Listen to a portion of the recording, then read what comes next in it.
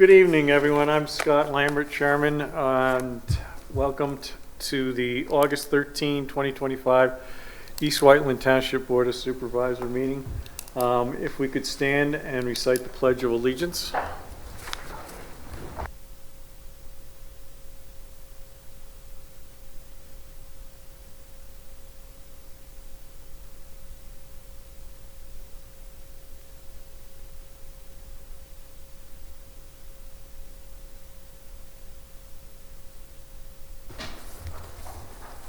Just introduce everyone up here. On my far left is Township Manager Steve Brown, Bernadette Kearney, our solicitor, myself, and Rich Orlow is under the weather and will not be here this evening, and Peter Fixler on my immediate right. So there'll only be two supervisors at this point in time. And in case you're curious, if we are opposed on a vote for something, we can either table it or a tie would cause it to be denied going forward, just so you understand that. So all you developers that are here, hang on. It could be a rough one. Nah, we shouldn't have any problems.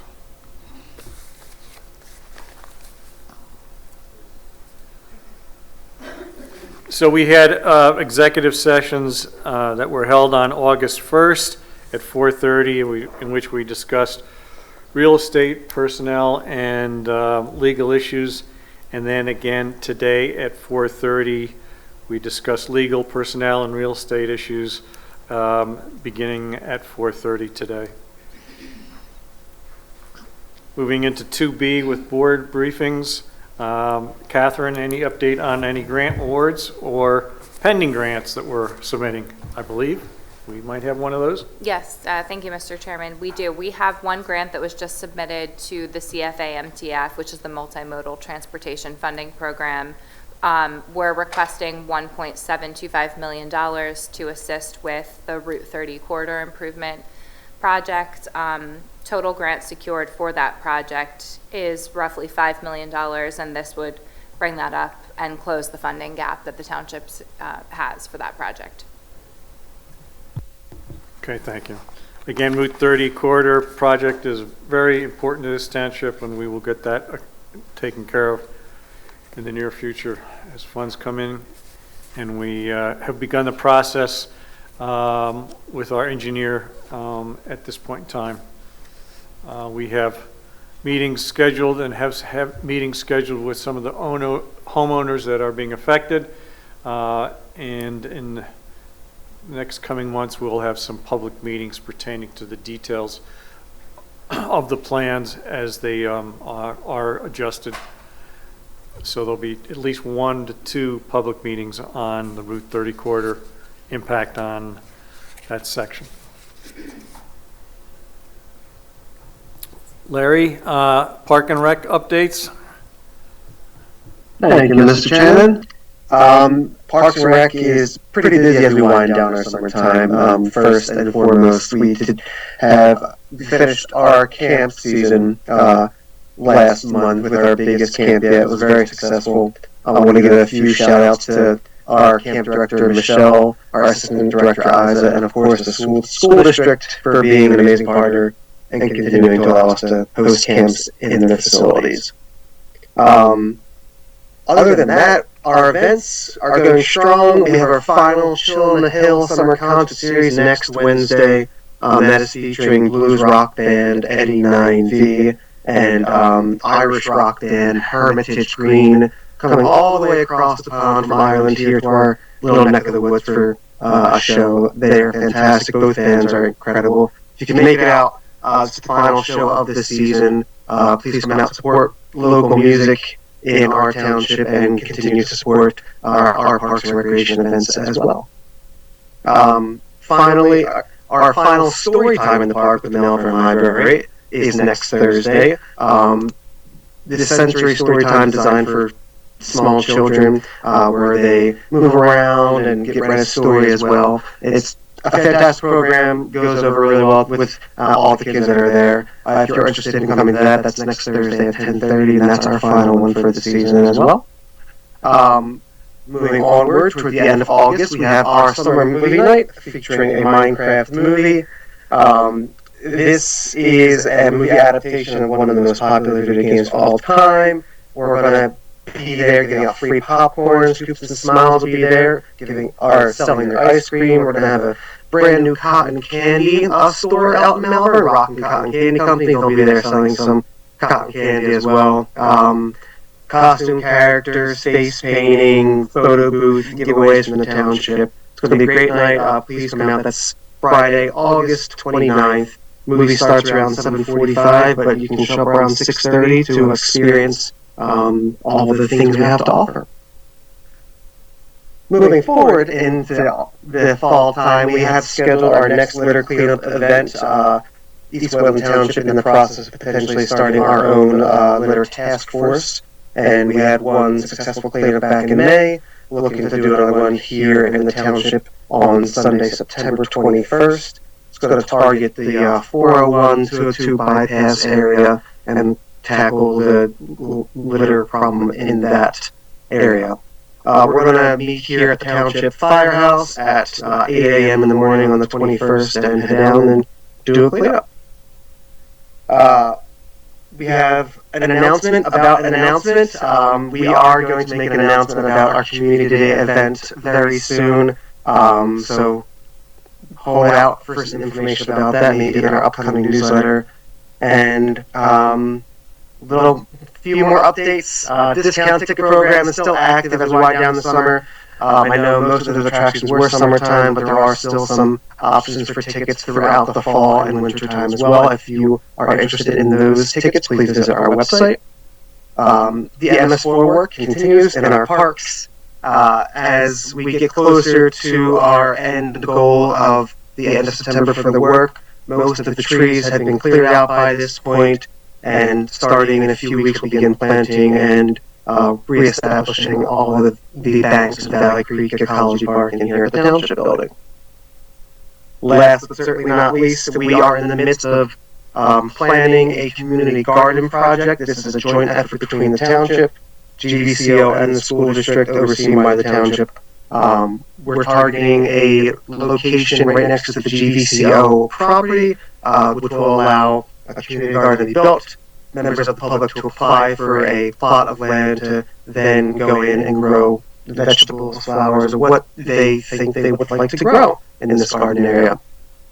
We're looking for a springtime opening, and more details are going to be following for that as well. And that's the Parks and Rec updates. Thanks, Larry. Thank you. Good thing we didn't have a Chill on the Hill concert tonight because the heavens just opened up about 10 minutes ago here, so hopefully We've been next pretty Wednesday. lucky with the weather so far. Knock on wood. All right. Thank you. Thank you. So moving on, I guess, I don't know if Dave's going to be on or Catherine, you're going to step in, or Steve pertaining to the financial audit. Yeah, excuse me, Dave will not be on. He is away. So I will do my best Dave imitation. The financial audit, this is, of course, it's a briefing, so this is really just an FYI for the board and the public. The 2024 audit has been completed, and there were no significant difficulties encountered, no uncorrected and misstatements, no disagreements with management, no other matters identified, and items that were identified in past audits have all been corrected. So, we had no findings. So it was what you would call a clean audit. That's an annual audit, right? Yes, it is. It's a big undertaking. It basically starts as soon as we get done with the budget. You start rolling in, you start prepping for the audit for the next year, and generally rolls through into June, and is usually completed sometime around then, sometimes a little later like this year. Okay. Thank you. And do you want to take regarding the capital improvement fund? Yeah, here I will refrain from using some of the terms I use to describe accounting practices, but basically what happened was we had what those of you who understand accounting, they're called due tos and due froms. The general fund had some sizable receivables from other funds, and they accumulated because they paid for expenses that were coded to other funds. For example, the general fund would write a check for a contractor to work in a park, and then the expense was coded to the park development fund. And this is normal accounting. So these balances need to be cleared out, which involves transfers. That hasn't happened in the last 5 years. And so Dave and his assistant Marco have been working on getting that done. And so everything's been cleared out, and now it's time to make the transfers. And so money is transferred from the from the capital and the park fund to the general, but what it does is it leaves the capital fund and park development fund fairly well depleted. So what Dave is recommending, and he did run this by Rich, we have a good amount in the general fund. We have almost $22 million, and that is more than 100% of our annual budget. The GFOA, the Government Finance Officers Association, recommends that we keep like 15 to 20% of our budget in reserves. So we're over 100. So we have plenty of reserves. So what Dave and Rich are recommending is that we keep 40% of our budget in, keep 40% in the budget in reserve in the general fund. That's a little more than $7 million. And then the rest be transferred back to capital and park. And he is recommending it's basically 14.7 million that would be transferred back to the two funds, 11 million to capital, and roughly 4 million to park. So that's just something that needs the board's blessing, if that makes sense. You're moving it, as I call it, buckets. You're moving it from one bucket to another bucket and then kind of back to the two buckets it came from. And then the good part, if you're following what Steve is saying, is that in the event that we need to reverse and move money around, this is not a permanent situation. Right. It's fluid, so we can end up continuing to move funds if we need to. That's right. That's correct. Because we're just moving the money from one bucket to the other, was this a negative to the township for this lack of money transfers in the past 5 years? No, it's not. Again, as Dave said, this is normal. It's just something that should be done on a more regular basis. Okay, thank you. Again, it doesn't represent a loss. Any questions from the public? Peter, would you like to make a motion? On which one am I making? 2E. 2A. Oh yeah.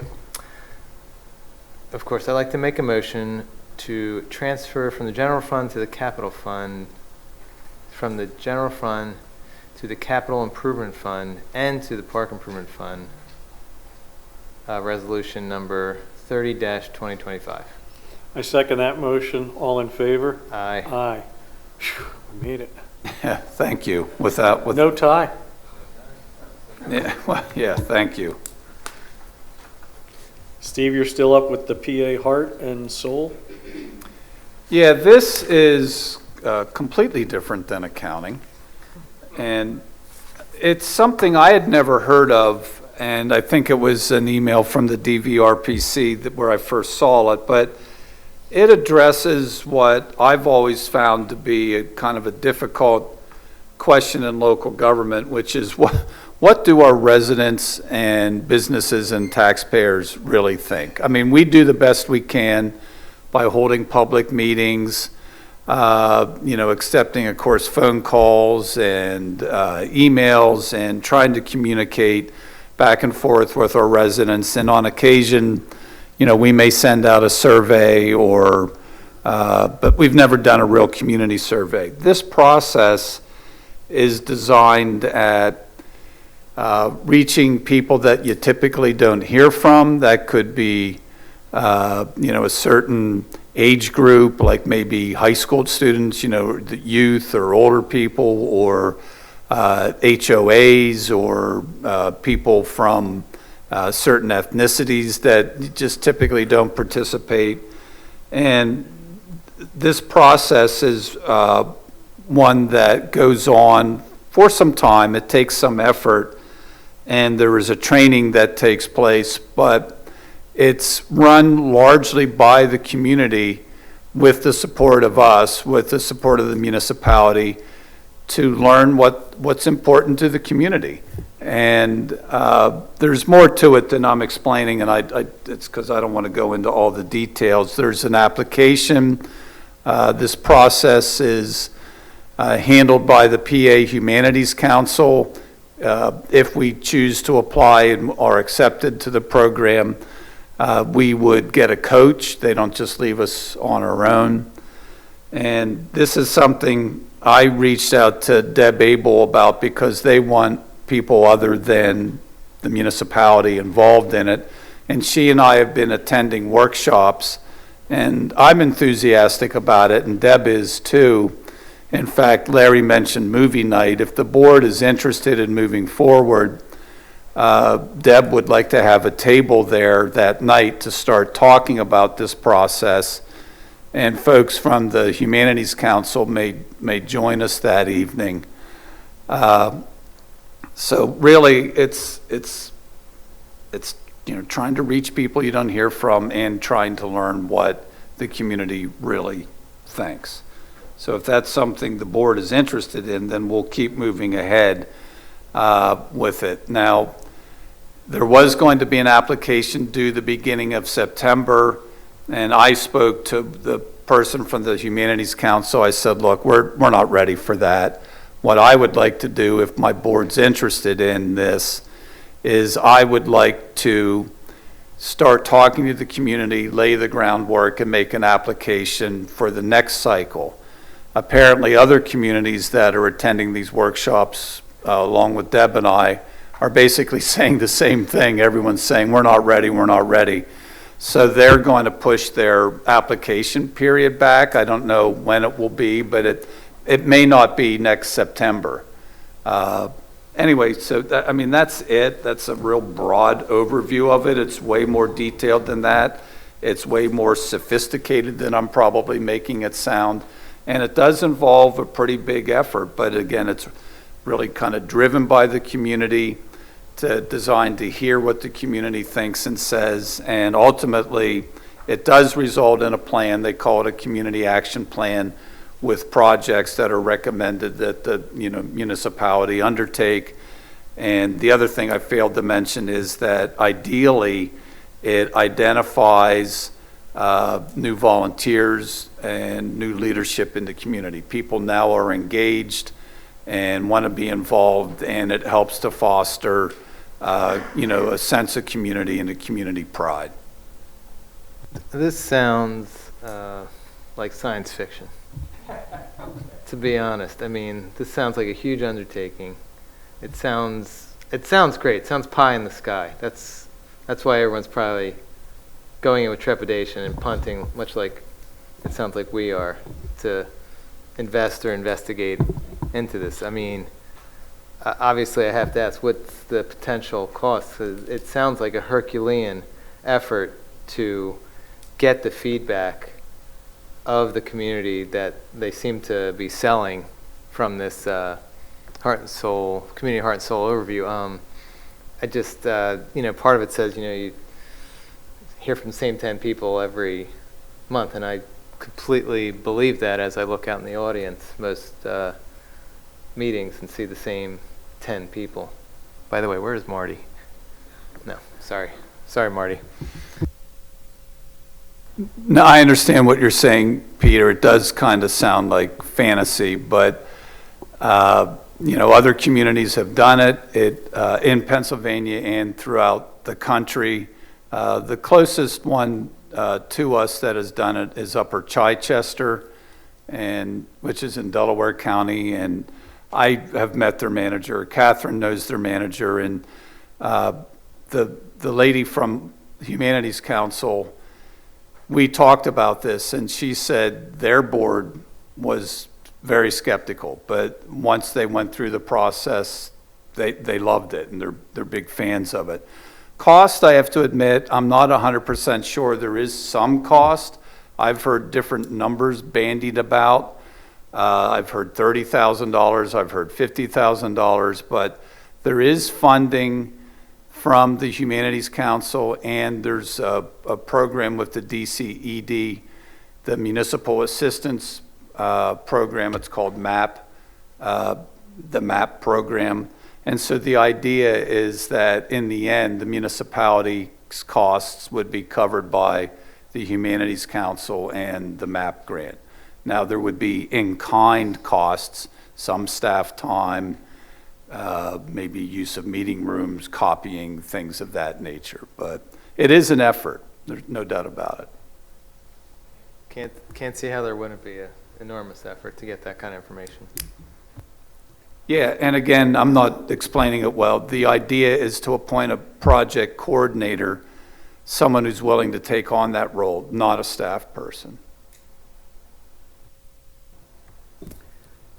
I think from my perspective, it just carries forward on the transparency and trying to get more information and feedback from the community that we started a few years ago.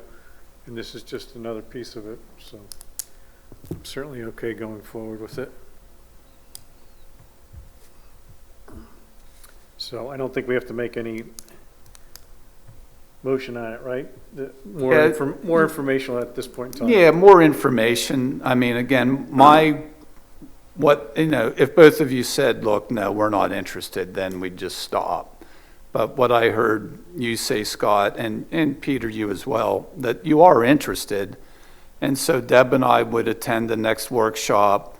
What we would do, and we've already started talking to PA Humanities Council about this, is we'd develop a game plan where we could have them come to a meeting and they could make a presentation to the board. But basically, we would start trying to get out in the community and starting to talk it up and get people interested in it, because you do need, again, the community to be educated and informed and interested and willing to take it on. And so that's what we do. And if it doesn't get off the ground, it doesn't get off the ground. So we're really still kicking the can in a sense. Kicking the tires. Any comments from the public? How many people are on Zoom, by the way, Don? How many? Just?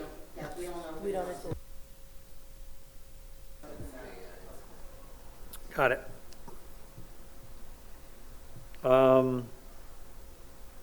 Moving on to board motions and resolutions. Catherine, if you can kind of give an overview on properties on Old Sweetsford Road.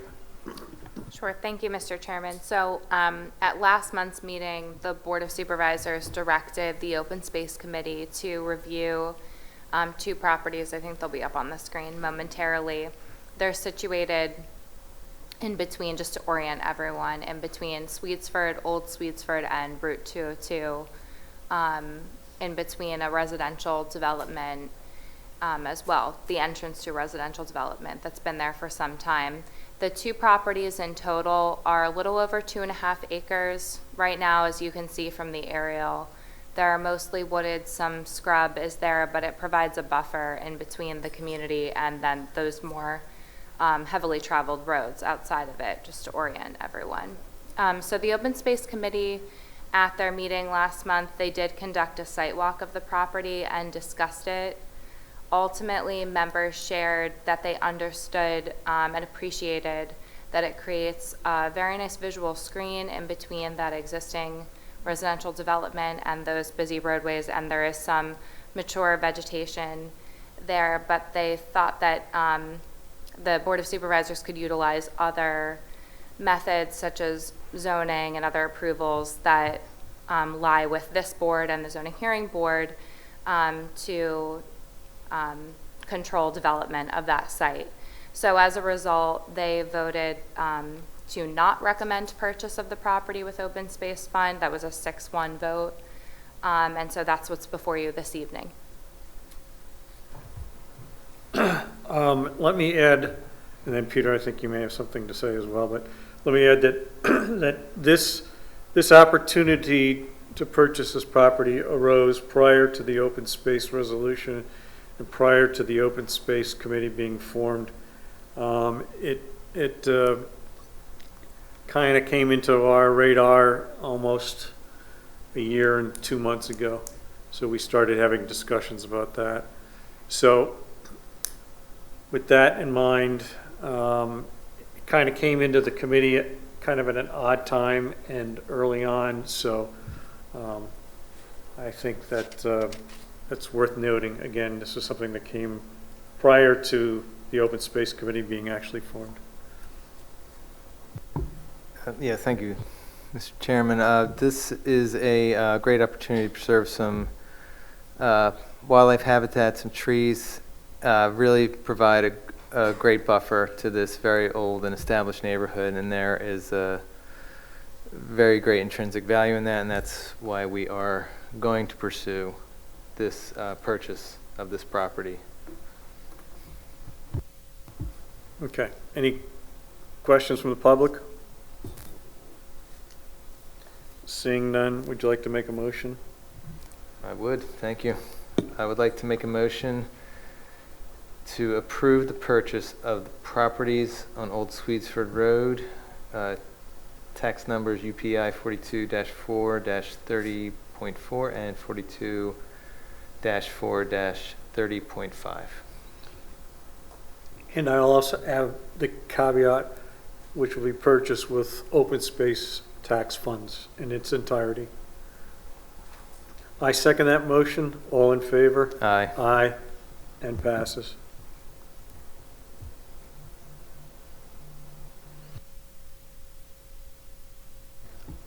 Two B, Zach. Sure. This is simply a resolution in support of one of our grant applications. It's the Mooreswood Road Sidewalk Extension Project over sort of at 401 and Moores and Church Road. Simply authorization for Township Manager Steve Brown to execute documents and seek reimbursement once that project goes out to bid and construction. We're finalizing some of the PennDOT clearances, utility clearances, hoping to have it out to bid in time to be able to start construction next spring at long last. When did this start? Zach? You know, I probably should have gotten that date because it was Feels a like while a ago. long time ago. Yeah, some of this, I always hate to blame our funding agencies and state partners, but there's been a bit of a backlog at PennDOT. Some of it is ongoing utility clearances, but also some of the delays at PennDOT with like their safety reviews and things like that. So we are making headway. There was some delays in the environmental clearance process, but hopefully be able to get started very soon.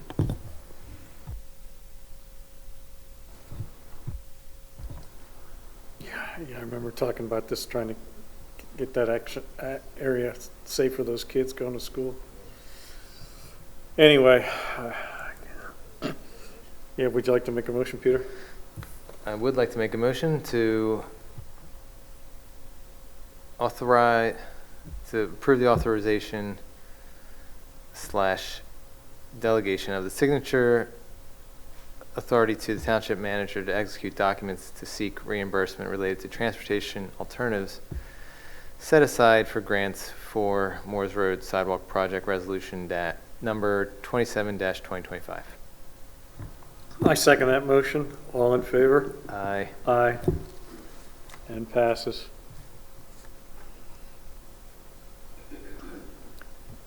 John?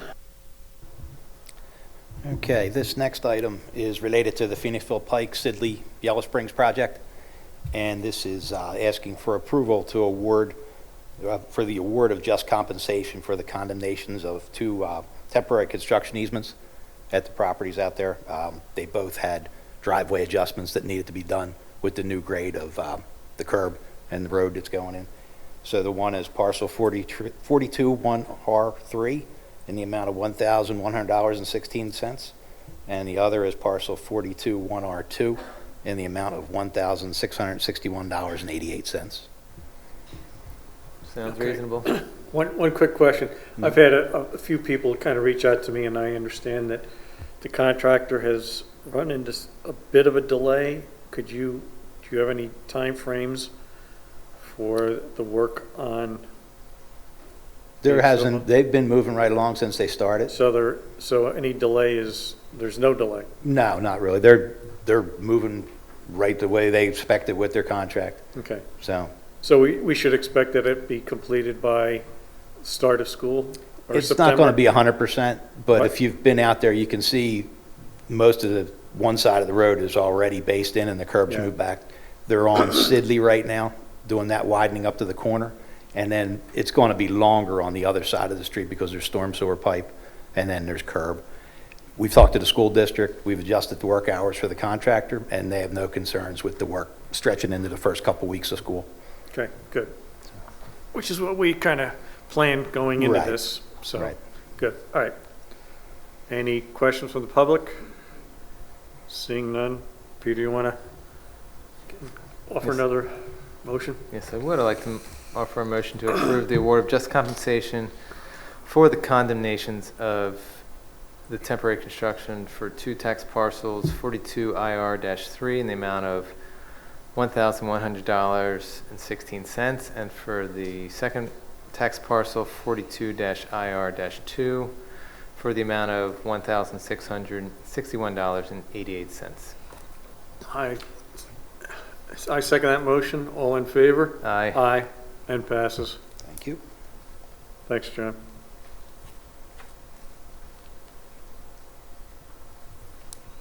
Steve, you're up for 3D. Yeah, this is Resolution 29-2025 for the hiring or engagement of CBiz to offer their 457 plan services to our employees. 457 plans are a voluntary contribution on the, and it's a decision made by the employees. Doesn't cost the township any money. When you make a contribution to a mutual fund, you pay a small fee, and it's similar to, the 401ks in the private sector. So we currently offer two plans employees can choose from. One is it's called Mission Square, and the other is from VALIC. We would be replacing VALIC with CBiz, and that's what this is for. So hopefully you agree. Again, doesn't cost us, the township, anything. Okay, again, any questions? I'll let you off the hook. I'll make the motion. No, I don't have you lose your voice. I'd like to make a motion to approve Resolution 29-2025, hiring to provide fiduciary advisory service for the investment to the management of the CBIZ 457B plan for the employees. Do I have a second? I will second that. All in favor? Aye. Aye. And passes. Okay, John. Okay, next item is we're asking for approval for renovations to the police squad room. And this is a total makeover that's much needed. It goes from flooring to workstations, furniture, electrical, and all new computer cabling to upgrade that room. We're listed as not to exceed $70,000. We finally got the last bid today. We're going to be closer to 60, but we put 70 in there just in case there's any unforeseen once we start to tear it apart. Okay, I think, couple things. When we last spoke about this, we were gonna kind of maybe look at, rather than putting a Band-Aid on the situation, we'd rather spend the 50 or 60 or $70,000 coupled with some more dollars to make it a little bit more manageable and a better fix for everybody. So we had talked about maybe having an opportunity to look at a larger project, also coupled with the fact that we're still waiting on the outcome of the sewer sale and the funds pertaining to that. I think, from my perspective, I think Peter and I are sort of in agreement. We'd like to see a little bit more of a comprehensive solution rather than just a Band-Aid on it at this point in time. And I guess we would like to table it for 2 months. That's fine. No problem.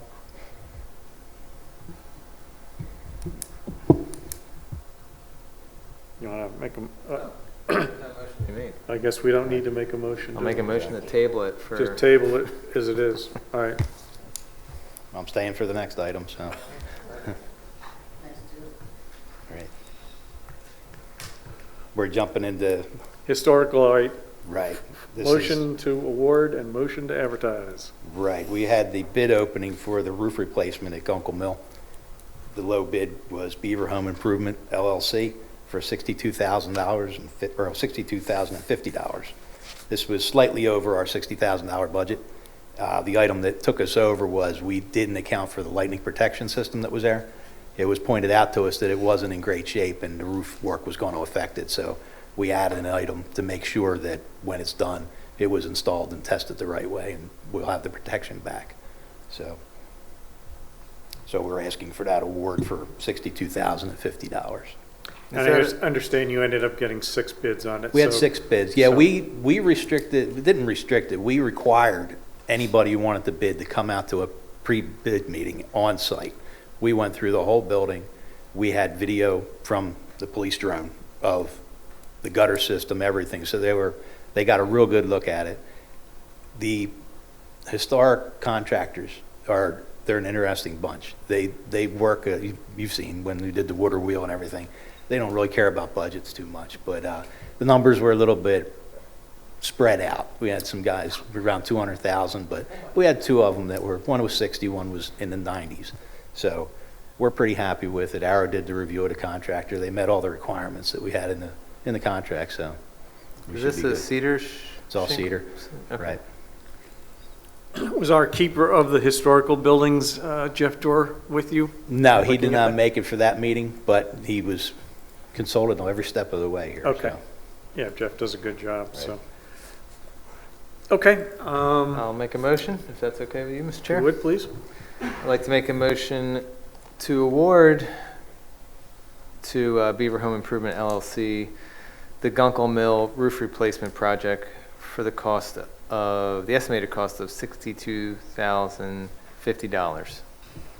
I second that motion. All in favor? Aye. Aye. And then the next item is we are asking for approval to advertise for the 2025-2026 diesel and heating oil bid. I don't That's need diesel oil. Yeah, well, I'll make a motion to approve to advertise the 2025-2026 diesel and heating oil bid. I second that. All in favor? Aye. Aye. All right, thank you.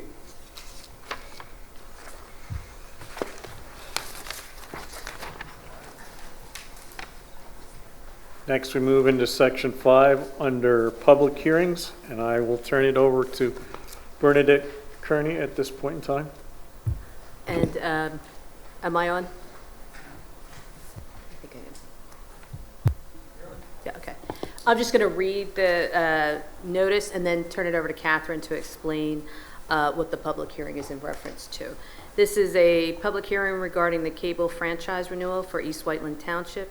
Notice is hereby given that East Whiteland Township will hold a public hearing regarding cable franchise renewal. The public hearing will take place on August 13th, 2025 at 6:30 p.m. at the Township Building. located at 209 Conestoga Road, Fraser, PA. Citizens are invited to testify. The purpose of the public hearing is to review the past performance of the cable operator Verizon and to identify the future cable-related community needs of the township, and questions may be directed to Catherine. That's the public notice, and I'm going to turn it over to Catherine to explain. Thank you. I'm going to expand upon and restate some of what Bernadette just said. So the purpose of this public hearing is held pursuant to Section 626 of the Federal Cable Act, which sets forth the process for franchise renewal. The township's current franchise with Verizon is within the industry norm renewal window, and the township is beginning the process of renewing the franchise. This public hearing is part of the preliminary portion of franchise renewal, in which the township reviews the cable operator's past performance and identifies the township's future cable-related community needs. As such, as part of this public hearing, we invite comments from any residents who wish to speak regarding either or both of the aforementioned subjects. Franchise renewal is the best opportunity for municipalities to assert their rights with respect to their cable operator and to obtain important benefits in return for granting the cable operator the right to use their public rights of way.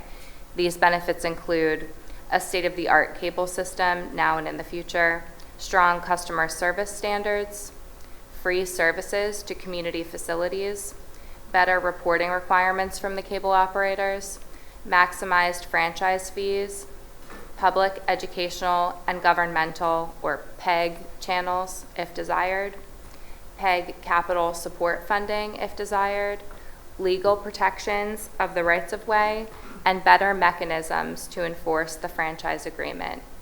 These are just some of the potential benefits available through the franchise renewal process.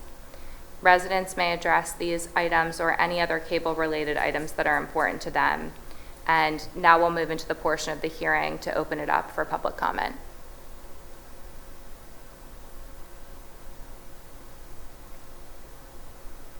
Anyone in the audience have any public comment in reference to the Verizon cable franchise?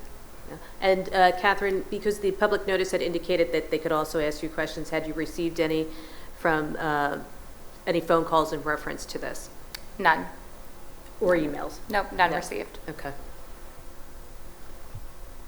So if there are no public comments, I think we can close the hearing. There's no action required by the board at this time.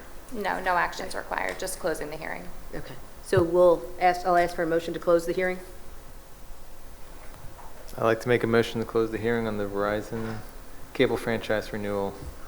I second that motion. All in favor? Aye. Aye. Thank you. Thank you. That's the shortest public hearing in 9 years.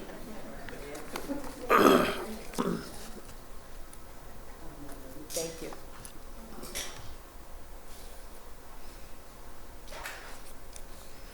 Now we get into trouble with planning and development and Zach.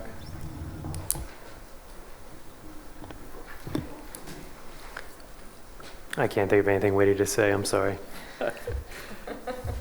First item here is consideration to render a decision on the following development applications. This is Land Development 13 of 2024. This is a road extension to serve some existing lots off of Prospect Avenue. We have prepared, staff in the Solicitor's Office have prepared an approval resolution for a combined preliminary final. There's a number of fairly standard sort of boilerplate conditions here and some project-specific conditions of approval. There are a series of waivers to adjust some of the requirements primarily related to the design of the street or driveway, however you would like to phrase it. In this case, it is a street with modified width and other requirements. So we've drafted that. This is in a position to be acted upon by the board. I believe the applicant's counsel would also like to discuss one or two items with the board, and then from there we can discuss as needed.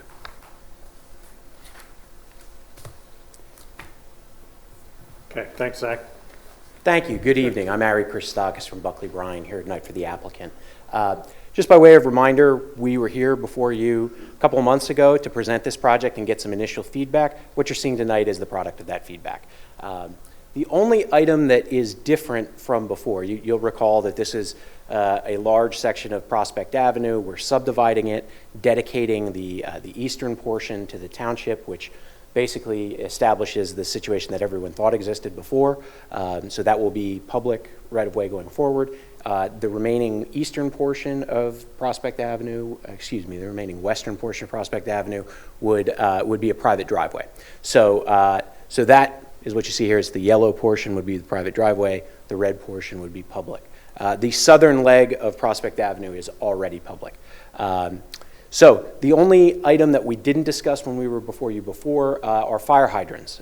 After consultation with the Township Fire Marshal, we determined collectively that we require 2 fire hydrants. We're only building 3 single-family detached homes. We wouldn't ordinarily require 2 fire hydrants for that. It's a product of spacing, though, because our homes are further down Prospect Avenue than the existing fire hydrant coverage. Another fire hydrant is required in the gap between our proposed new hydrant and the existing fire system.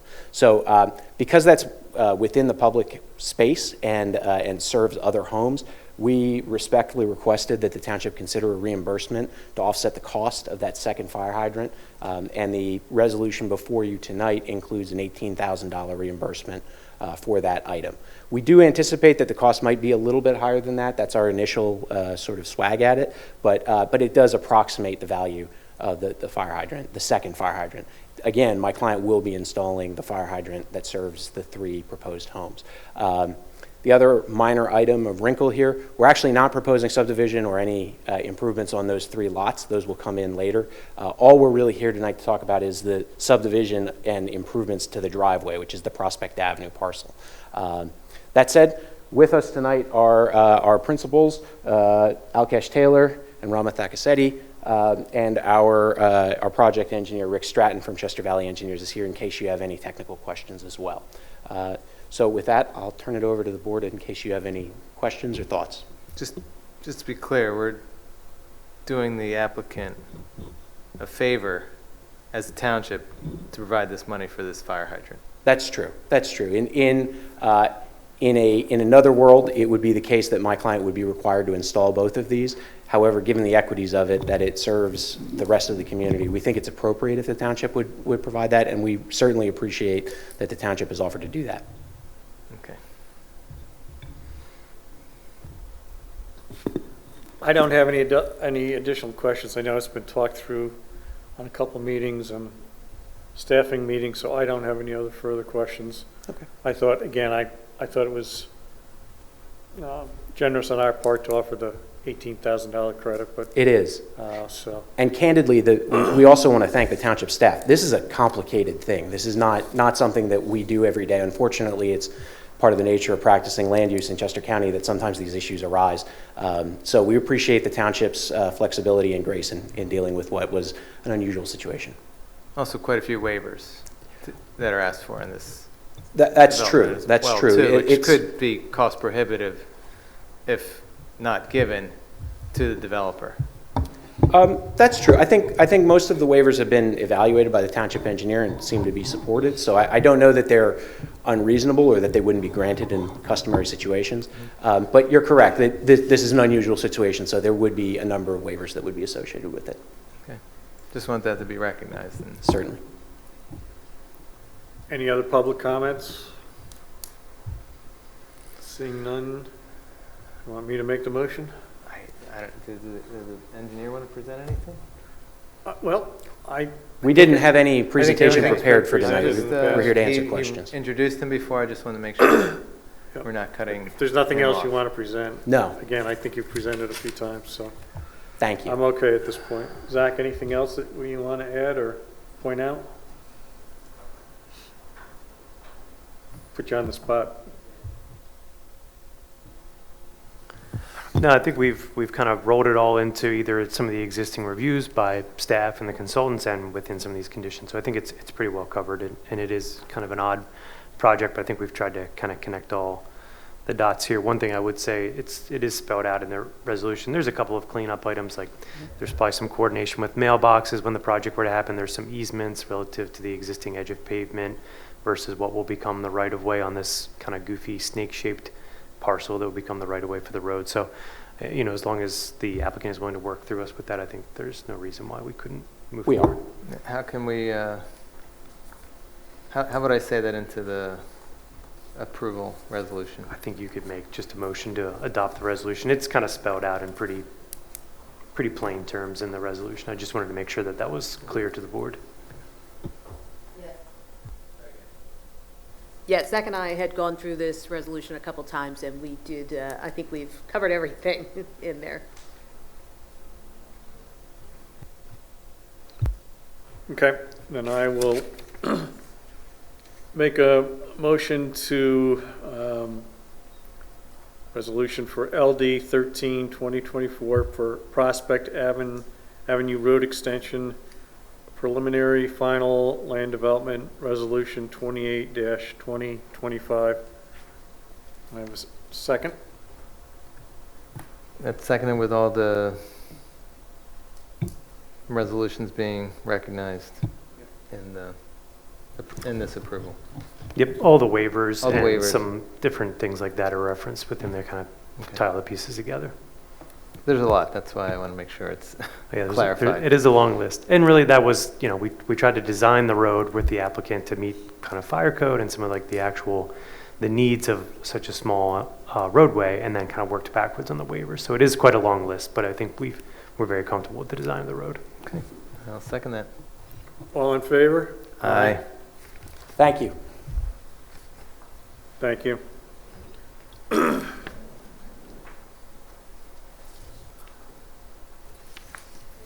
Zach, if we can continue on 6B. Certainly. This is listed on the agenda as review and consideration to authorize the solicitor to draft a resolution. Really what we'll be discussing is really one primary topic.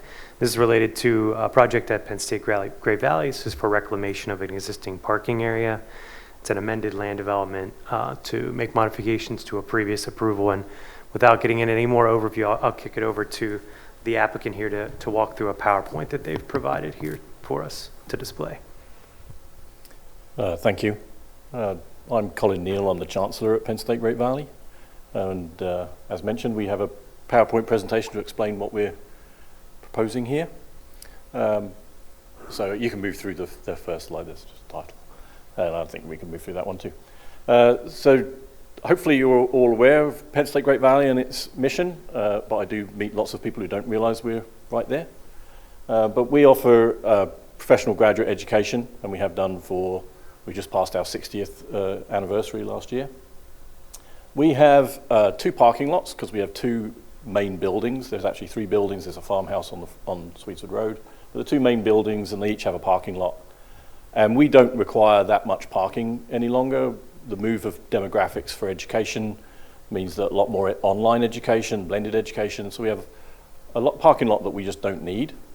And in pursuit of our sustainability goals, we're a Green Pause campus.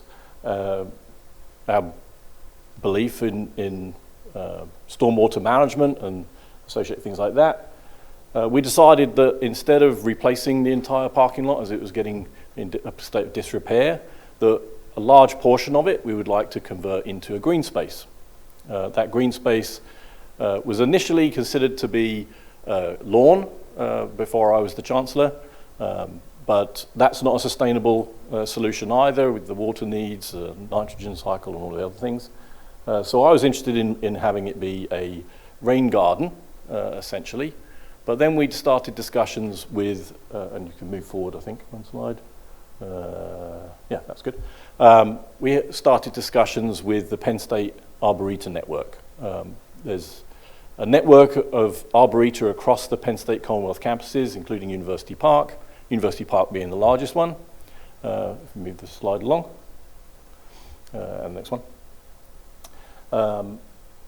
So there are multiple campuses that have Arboretum, and our arborist, Casey Sklar, got involved with us to explore having that green space be an arboretum rather than just a meadow or a rainwater garden. So move forward a slide. So these are the existing arboreta. Penn State Mont Alto is its entire campus is an arboreta. That's where we do forestry management. Penn State University Park campus, there's a very large arboretum there. And then there are arboreta at Abington, Berrend, which is Erie, Penn State Schuylkill, and Penn State Altoona, and then we're hoping for Penn State Great Valley to be added to that list. Next slide. This is our existing campus, existing conditions, and it will show in the next slide the allocation. I can't move away from the mic, I guess. As a professor, I'm used to touching the screen, so I apologize for that. In the top left, you can see the Craft Alumni House. That's the farmhouse that's on Sweetsford Road. And the parking lot then reaches back to the Graduate Center and the Conference Center on the right. We're talking about the parking lot on the left side of the main driveway. Next slide. And here you can see the area that we are taking back to green space.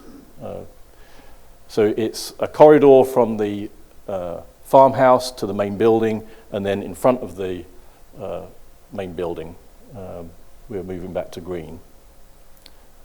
Next slide. The original 2024 project scope was remove the westerly parking tray, 160 spaces, and replaced with turf grass and event space, but that's where we've now changed that to be an arboretum. Remove parking bays in front of the Graduate Center, that's another 78 spaces, replaced with connecting concrete walkways, and then more of the arboretum.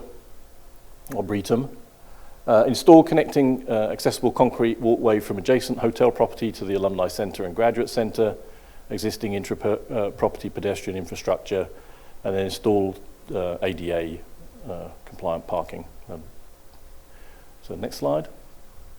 You can see here the area of the arboretum and the connecting walkways, and our project cost from the original statement of work was $1.13 million. Next slide.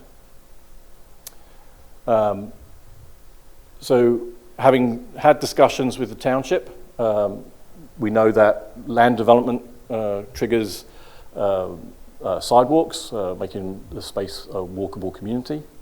So we explored a number of different options there with the township, and that obviously adds to our cost, and it's replacing impervious surface that we are trying to remove, but I understand the township's desire to make the area walkable. And we presented two alternate solutions at that point. One, a sidewalk that goes along the green space, the apron between the parking lot and Sweetsford Road, and a second solution that took part of our parking lot and striped it and protected it so that it was a walkway rather than increasing the building a new pathway using the existing tarmac of the parking lot. The issue then came up of how to deal with crossing the 202 entrance that adjoins our campus, and that's obviously a PennDOT consideration. So if you give me one slide forward, we can look at the different options. So this is option one. This is our preferred option, which is to not add sidewalk to the apron, but to use our existing parking lot, painted pedestrian path, and associated safety measures, and then terminating that path at the junction with the 202 entry and exit ramp.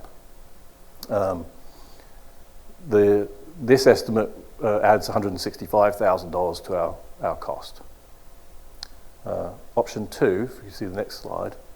So what we've done here. The original statement of work, all the things that we just discussed, so that terminating that path, rather than just having the path end, actually making some kind of a feature at that point. We already have patio tables in that area, but we would create a patio, or I'd actually prefer it to be a semi-permeable surface. We've used that on some other pathways on campus. But have some seating there so that it's not a path that ends to nowhere. Next slide. This is the second option, which is installing a new sidewalk along the edge of Sweetsford Road. It comes in at our entrance, the entrance to our parking lot, and I believe it's coming in as a safety measure so that cars that are coming off of Sweetsford Road, that's a 45 mile an hour road, wouldn't suddenly hit somebody who suddenly decided to step across the road. My concern with this, other than the escalating cost, is that people tend to walk where they want to go, not necessarily where the sidewalk takes them. So having a sidewalk that's running along the edge and then moving into the campus area and back out again, I feel like people will just walk straight across anyway, which would create the same hazard that we're trying to avoid. And obviously it adds more impervious surface when we're intentionally trying to remove it as a campus. And then that still terminates, I should say, at the entrance to 202. And the next slide. I've described that, so the next one. This is option 3, and this is one that it becomes untenable because our Office of Physical Plant that really does all these designs and works with the township engineers spoke to the contractor that has performed the work on the other side of the 202 entrance to get an estimate of the cost for doing the work that we'd anticipate PennDOT would require, which is to create a crosswalk, to put in the ADA compliant elements, to grade the ground, reconstruct the island that is between, in the middle of the roadway. And that adds an extra $790,000 to the project to create a path that doesn't really go anywhere. The Grove is on the opposite side of Sweetsford Road, and there is a walkway on the other side of 202 that takes people there. So I'm not sure what we would achieve by having a sidewalk that comes along the front of the campus, because there's no sidewalk in front of Homewood Suites, so there's nowhere to go. We wouldn't want to encourage people to cross Sweetsford Road at this point. It's a 45 mile an hour road, and we're not suggesting that we put a crossing there. So we're requesting that there is, I don't know what the language would be, but some kind of consideration given to terminating that sidewalk on our property rather than crossing the PennDOT roadway. I don't know about you, Scott. I'm a little leery of any sidewalk being on that side of the road, as it's not a side of the Sweetsford Road we want to encourage foot traffic, where we have had established the crosswalks that are there and working properly, delivering people from the apartments to the Grove, and I've seen people use them consistently to even have a sidewalk coming from nowhere, going to nowhere. I understand the ordinance requirements, but it seems to lend to a potential for unsafe acts by unbeknownst pedestrians. So, Zach, the Arlo is what, east of there, half a mile or less? Yeah, I could pull up an aerial if you really wanted to look at it, but basically just across the 202 access, which is sort of the north-south road here. Let me see if I can, oh yeah. So this is the ramp on and off of 202. This is the parking lot to 52 East Sweetsford. That's the existing office that's has come in before us to be redeveloped as, apartments and mixed use. And then just to the east of that is the Arlo. So there'd be 2 apartment projects sort of just off screen here.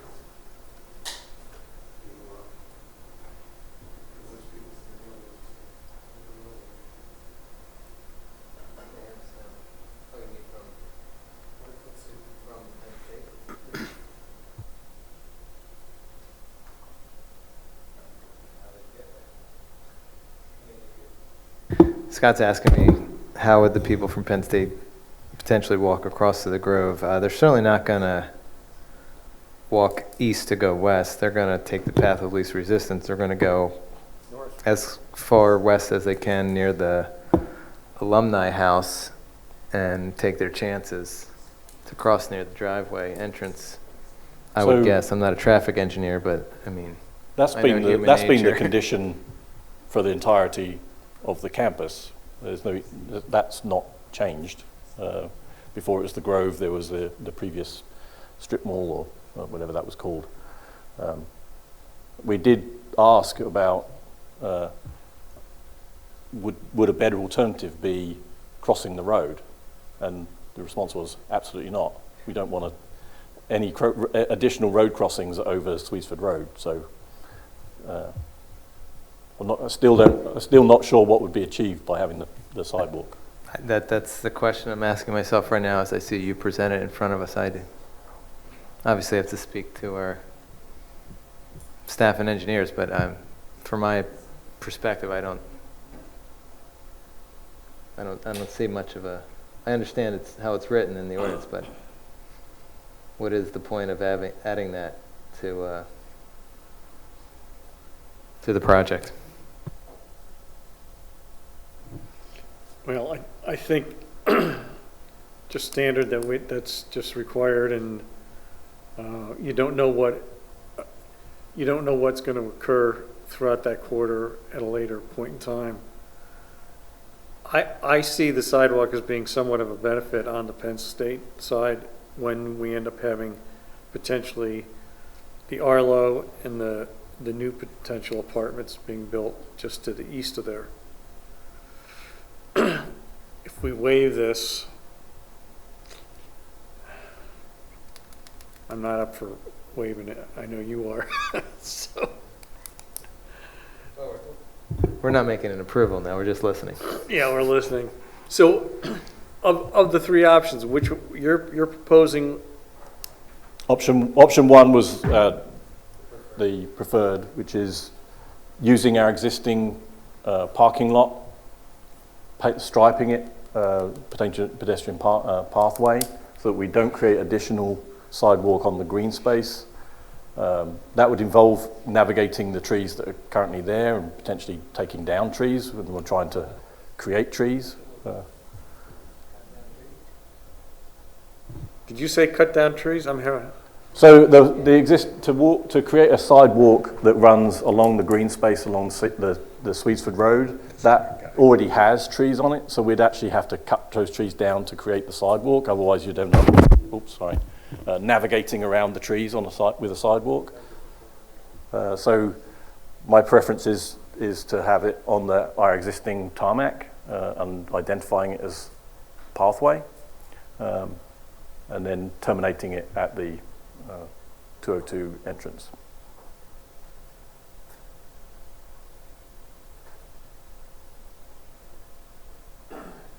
And to be clear, Colin, that's option 2 and option 3. Excuse me, they would potentially take down trees, not option 1. Yeah, option 1 would not take down trees. That's why it's our preferred one. Option 2 and option 3, well, option 3 we can't do. That's crossing 202. The cost becomes prohibitive. But option 2 would involve taking down trees to add the new pathway.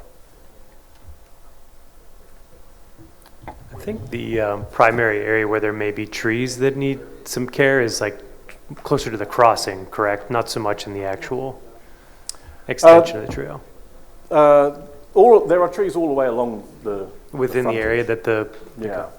Unless because the only space you'd have the sidewalk very close to the curb in that case. Yeah, I didn't think there was many located in the sort of the lawn area between the roadway, but...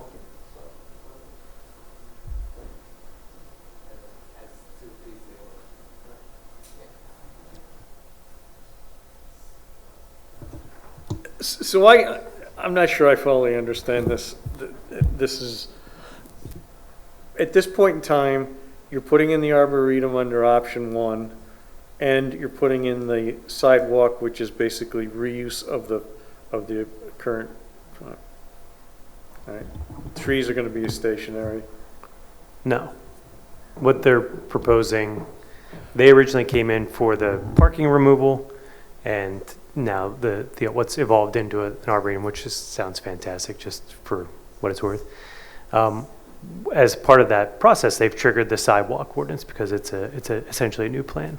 What they're proposing, in order to propose an alternative to just providing a sidewalk across the frontage that would then tie into the PennDOT right away in the crossing, something that would be sort of a compromise approach, something that would provide some sort of access across their frontage without triggering quite as much design, construction costs, and permitting costs. So what they've suggested is these three alternatives for the board to consider, provide feedback on, so that they can then go back, revise their plans, and resubmit.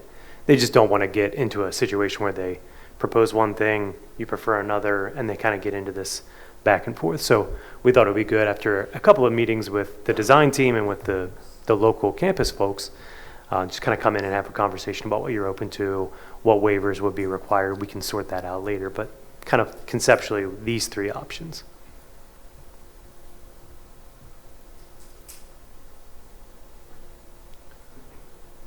What we had talked about just a moment ago was, we think some of there may be some trees along the road. We'd have to look at that. We haven't looked at this in a detailed design format, where I think there would probably be some trees and some grading that has to happen is near the entrance. There are some existing trees near the entrance to the campus, but that hasn't been, studied in detail, which trees would have to come out due to grading and the location of the sidewalk. So that, I think, is to be determined, and would probably have to be part of the revision to the plans.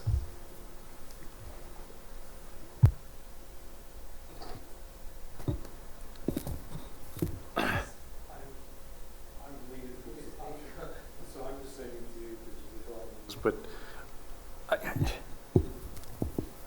it would appear my understanding and presented here would be option one would be the preferred option at this point in time, with as few trees removed as possible, if you can work around that. Absolutely, that's our intention. With an arboretum, we're obviously looking to add lots of trees. Right.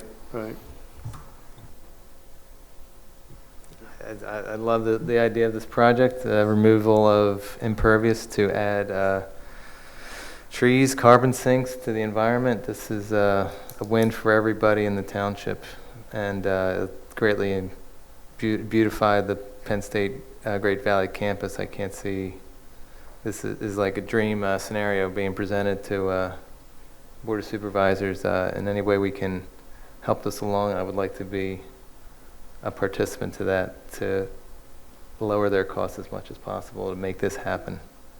Sure. And this is just one question I've got for Zach, is that if 52 Sweetsford gets built and you've got traffic that is wanting to get to the Grove, with the 202 intersection the way it is designed right now, something maybe just to think about as far as, or if you have thought about. Yeah, I think Peter said there is a pathway for those properties to get from east to west. I think the point of generally the sidewalk requirement in general, and what's being discussed here, is to create connections for future opportunities to the west to tie into this site, which I think would be a great amenity to the community. I assume it's open to the public. So Of course. the benefit of a sidewalk here would be more about getting people internal to the site and beyond the site in the future to be able to tie into what they would be doing as part of this project. So not so much for the existing and future stuff to the east to get to the Grove, but to get to and through this property. So in other words, 52 Sweetsford is something that we would have to address at that point in time, crossing 202. So the way 52 Sweetsford is here, so they would go out their front driveway that's not shown here, it's not designed or modified just yet, to get into this sidewalk here, or more realistically walk through the grass to this sidewalk, and then cross using some of these existing sidewalk aprons, and then along the trail that was constructed by Workspace as part of the project. They were adding parking, mind you, but they added a trail here along the frontage of their property that then connects to the Grove, essentially. Okay, I see the pathway now. So, again, option one still is my best agreed upon option. Which I guess Peter's as well, and Great. yours as well, and That's the discussion we're having. so, option one. Thank you very much. Appreciate it. It's an exciting project. It's lovely to hear that you're taking away parking spots. It's usually quite the opposite. It's taking trees down to add parking. This is very refreshing to see. Good. Thank you. Thank you.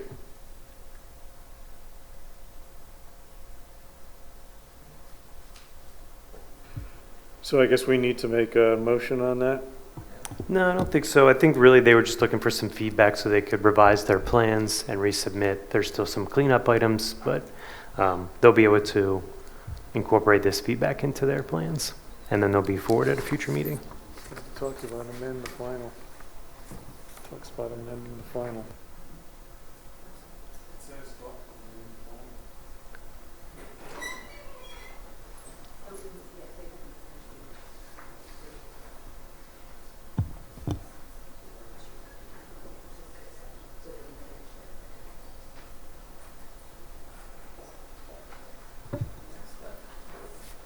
Six C, Zach. Sure. This is, the first one here is an extension, just carry the Phase 2 of the Philly Suburban Corporate Center redevelopment forward to the September 11th or September 10th meeting. They offered an extension through that meeting. They recently resubmitted their plans and they're under review by our consultants. The second one here is actually an extension for the project. The first one was discussed in case there was no decision made, we would need one to carry us forward to the September meeting, which we don't need now. So really just this 6CI that you're considering. All right. Yes, I'd like to make a motion to extend the time for the development LD-11-2024 for the GVCC redevelopment Phase 2 for the research and development facility preliminary final land development until September 11th, 2025. Second that motion, all in favor? Aye. Aye, and passes. Okay.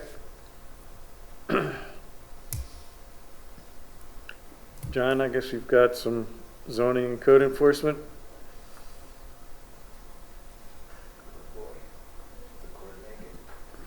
For the month of July, or for the month of August, I'm sorry, the zoning hearing board meeting was continued once again for the ABA PEG Phi Lincoln application for the conversion of Sonesta Suites for a future date to be determined. They left it open as they're dealing with some other interested parties on the project.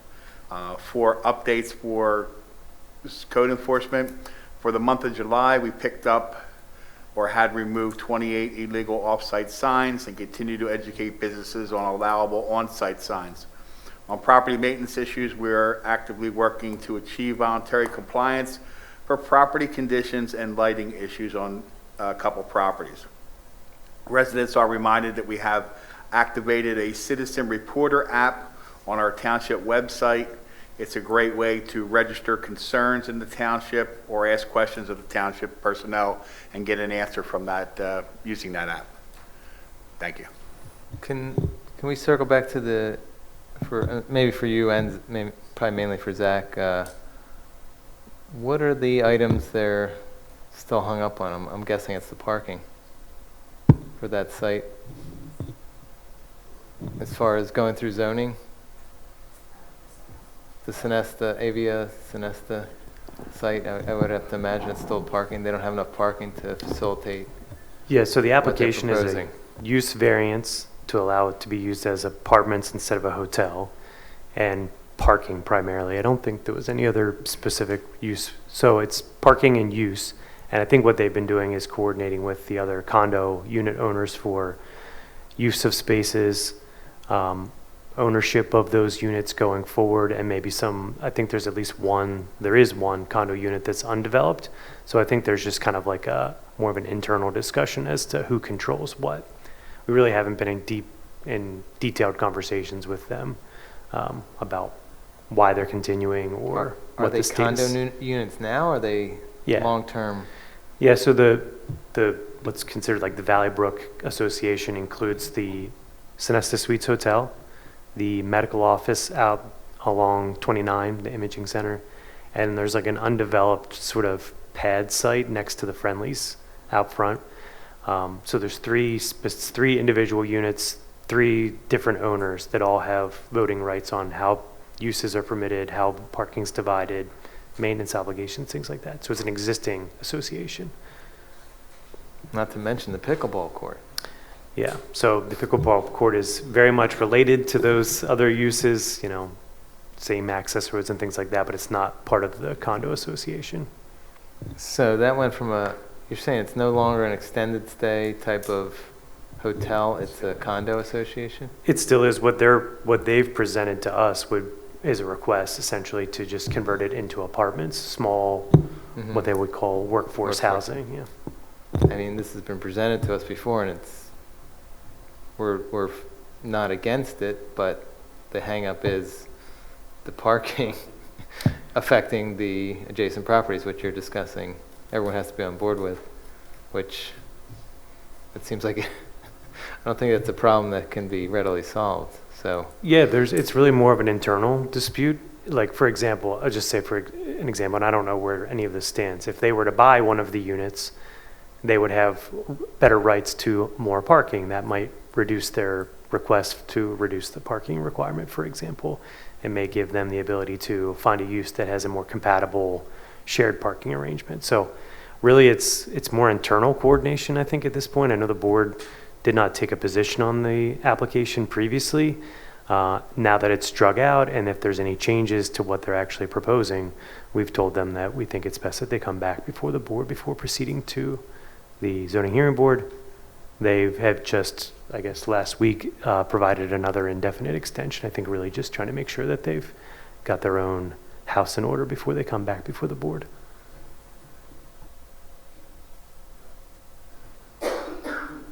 And then just, I know it comes up often, we talked this morning about the Pioneer gas station, and there are some limitations that we have that we're trying to work around so that we end up cleaning up that piece of property here in the near future. Any questions from the public? Public comments, any? Ladies? If that's okay, we're kind of doing the same thing, so. strength in numbers, I gotcha. Hi, Barbara Arnold, 31 Fonstock Road. And Carol Rapp, 89 Village Way. I'm just going to read from my little notes here because I'm more eloquent if I'm reading.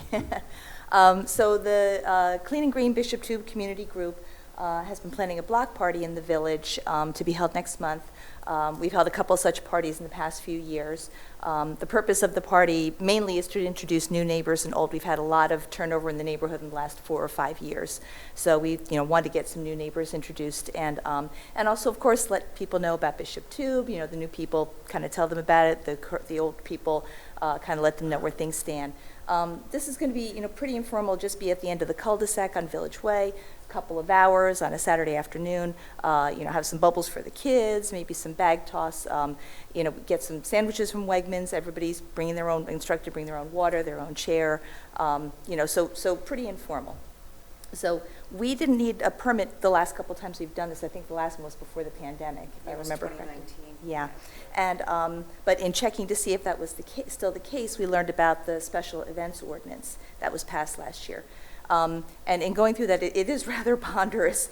There's requirements for a site plan, for if you have temporary signage, porta potties, parking, food, and liability insurance that I believe has to be connected to a specific homeowner and more. So it's a lot. And we've inquired several times because our event, like I said, is pretty small beans, and and it's not on a residential property to tie it to a liability insurance to a homeowner. But we have been told that, yes, this does apply to us. So my question is, coming before you to ask for your consideration in this matter, and if you agree that our party doesn't really meet the structure of this special events ordinance, would you be willing to consider that and, maybe work with us on this? And did you want to? Mr. Chairman, if I could add something here, maybe to help cut the conversation a little shorter. Sure. I was dealing on this application or this question with a Mr. Schmidt. Yes. Okay? Yes. And I gave him all the information on our new application for the special events permit. Special events permit, we asked him to fill it out on the face of it to let us know who's responsible for it, what's going to happen there, and have contact information in case there's any problems or emergencies. Staff reviewed it, spoke about it with the fire department, the police department. We know they've been having it for years and didn't have any problem with it. What I advised Mr. Schmidt to do is ask to put the application in and ask for the $25 fee that we attached to a permit application just like that literally we just established that to cover the cost of the paperwork in doing that.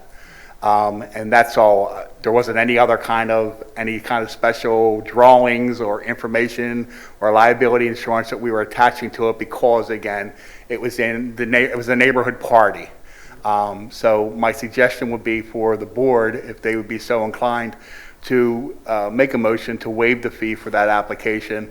I'll get Mr. Schmidt. He still hasn't submitted a letter or the application that I forwarded to him on email, and we'll process it and approve it. Because staff had already taken a look at it, the location that it's going to be, the provisions that they've made, and we had no problems or questions with it. I certainly defer to your expertise and staff's expertise on this matter. So, I agree, John. Good point.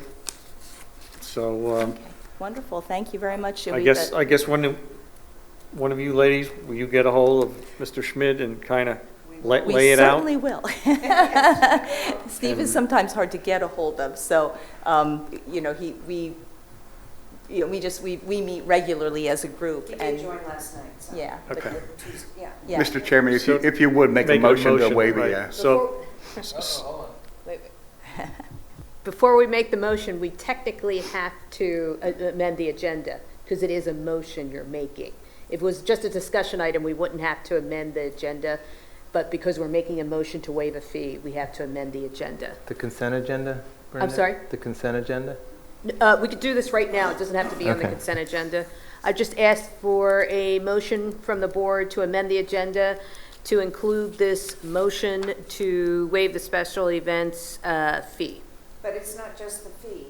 We were concerned about that it states that somebody has to supply insurance. That would be all the administrative part of the application. That would be all the administrative part of the application.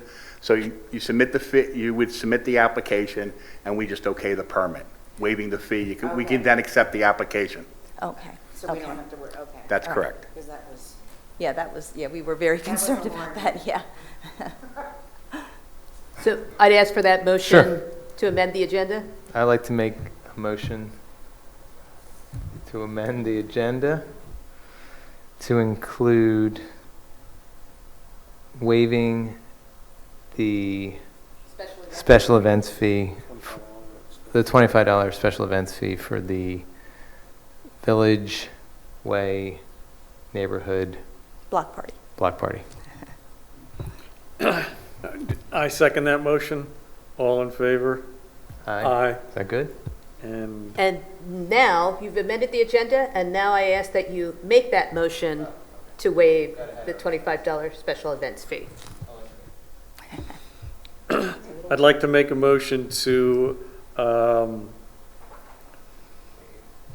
waive the permit fee of $25 for the Village Way block party of $25. I'll second that. All in favor? Aye. And passes. Okay. Thank you all All right. very much. Thank you. We appreciate it.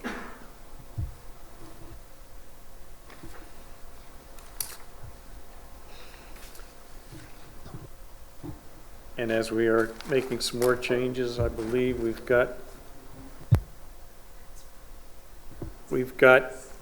Chris, could you turn that mic off? It's muting us up here. Thank you.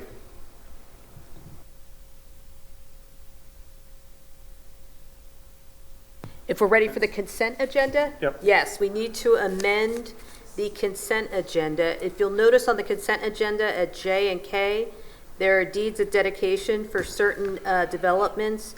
And these deeds of dedication resolutions are in order to obtain liquid fuels for roads that the townships are maintaining. We had an additional one that Brittany noticed that we do need, in addition to those two that are on there. So I ask a motion to amend the agenda to include the resolution for the deed of dedication for the Whitewood subdivision. As read in by our solicitor, I will make a motion to amend The agenda. per our solicitor. Do I have a second? I'll second that. All in favor? Aye. Thank you.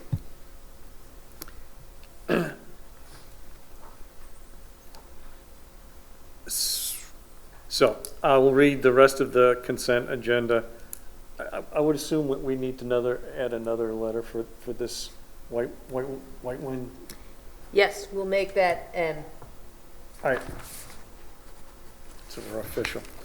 So reading into the consent agenda, if you've got any questions, pause me, or if anyone in the public wants to ask any questions, raise your hands.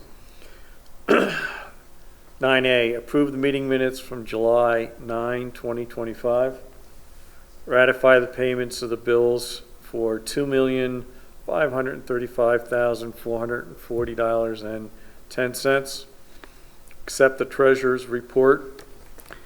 Approve adding Portnoy Law Associates delinquent tax collection to the agenda. Approve appraisal from Indian Valley Appraisal Company for UPI 42-3-89 for $2,400. Ratify the purchase of a John Deere 510E tractor with a new rear and wing mower from Alamo Industries in the amount of $123,011.37. Ratify the purchase of a Kubota RTV-X utility vehicle from Eagle Power Turf and Tractor in the amount of $24,203.64. Ratify the emergency replacement of the traffic signal control box at Route 30 and 202 by Signal Service in the amount of $57,547.25.